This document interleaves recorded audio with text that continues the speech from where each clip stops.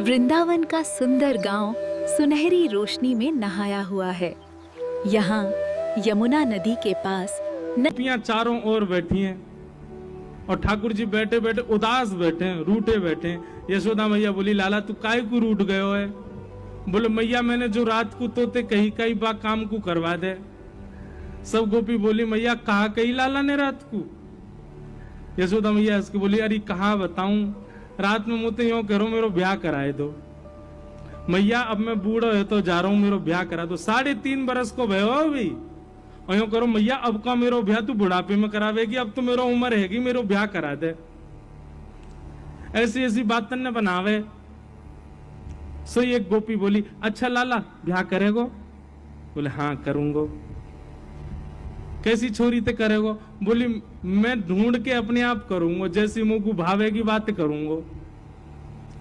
तो सब गोपियों ने विनोद में कही, लाला इतनी सारी गोपी बैठी हैं यहाँ पे, तू अपने आप एक काम के ढूंढ के जो तो को बढ़िया लगे, बाकी गोद में जाके बैठ जाओ, जाके गोद में तू बैठ जाएगा भाई तो तेरे ब्याह करा देंगे।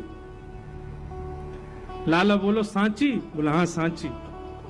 सो ठाकुर जी यशोदा मैया की गोद ते उठ गए। गोपी इनके घूंघट उठा में, मैया जे तो बूढ़ी है गई, जाते ना कर रो। दूसरी गोपी के पास गई, मैया जी तो कानी है या कि तो आंख ही ना है। अच्छा है नहीं, जबरदस्ती ठाकुर जी बोल रहे हैं। तीसरी गोपी को मुंह उठा के, मैया जी तो तेज लगे मुंह को, तो घर से निकाल देगी या तो ब्याह ना कर रहा हूं मैं। ऐसी सब गोपी इनके आगे घूम रहे। वहीं दूर एक बिना दांत वाली गोपी बैठी, बूढ़ी बिल्कुल 120 वर्ष की।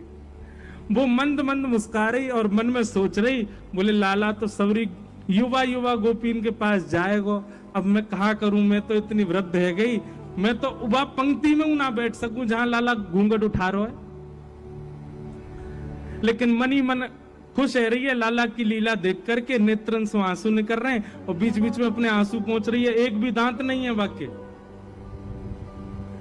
लाला सब गोपी इनके घूंघट उठा उठा के देख रहा, और सोई ठाकुर जी की दृष्टि पड़ी, वो बूढ़ी बिना दांत वाली गोपी बैठी का है। ठाकुर जी बोले, मैया तेरी बहू मिल गई, और दौड़ के गए और बिना दांत वाली वह गोपी की गोद में बैठ गए। मैया मैं तो यही तो ब्याह करूंगा। मैया बोली, लाला जाके तो एक दांत ना है, जाते काय ब्याह करेगो? बोले मैया बढ़िया है ना, माखन खावे में दांत ना चाहिए हो, मैं हूं माखन खाऊंगा जो चप चप खायो करेगी। और वह गोपी से ऐसे अंक भर गए, गोपी वह वृद्धा गोपी को इतना सुख प्रदान कियो, सब युवा गोपी देखती रह गई और ठाकुर जी वह को सुख दे रहे हैं। वास्तविकता क्या थी?